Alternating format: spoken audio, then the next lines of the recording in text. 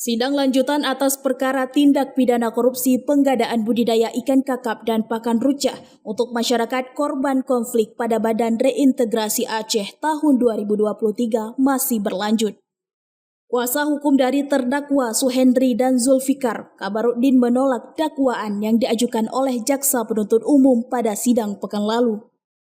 Bantahan tersebut disampaikan dalam sidang dengan agenda penyampaian eksepsi yang digelar di Pengadilan Negeri Tindak Pidana Korupsi Banda Aceh yang diketuai oleh M. Jamil didampingi hakim anggota R. Dedi dan Heri Alfian.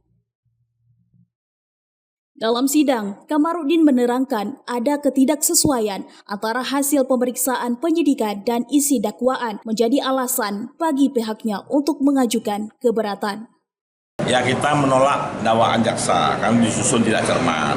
Ya, kita menunggu jawaban dari jaksa penuntut umum pada tanggal 22.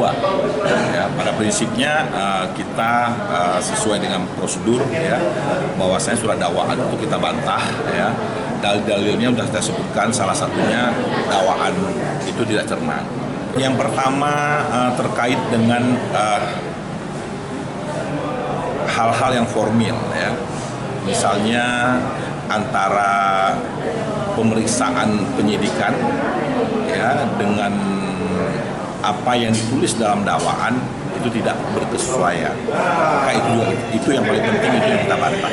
Terdakwa 1 dan terdakwa 2, Suhendri dan Zulfikar, ya, tidak menyebutkan, ya, tidak pernah menyebutkan itu adalah dana pokir atau dana aspirasi dari DPRA fraksi Partai Aceh. Tidak pernah menyebutkan itu. Makanya kita mempertanyakan, jawaban eksepsi kita mempertanyakan, kira-kira jaksa penuntut umum itu mengambil keterangan tersebut itu dari mana? Kalau di penyidikan di tingkat kejaksaan itu tidak pernah terdakwa 1, terdakwa 2 menyebutkan itu sumber dana tersebut.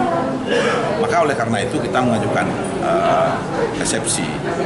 Selain menolak dakwaan dalam eksepsi tersebut, pihaknya juga meminta agar keduanya dibebaskan serta melakukan rehabilitas nama baik terdakwa. Dari Banda Aceh, Lala Nurmala melaporkan untuk Puja TV.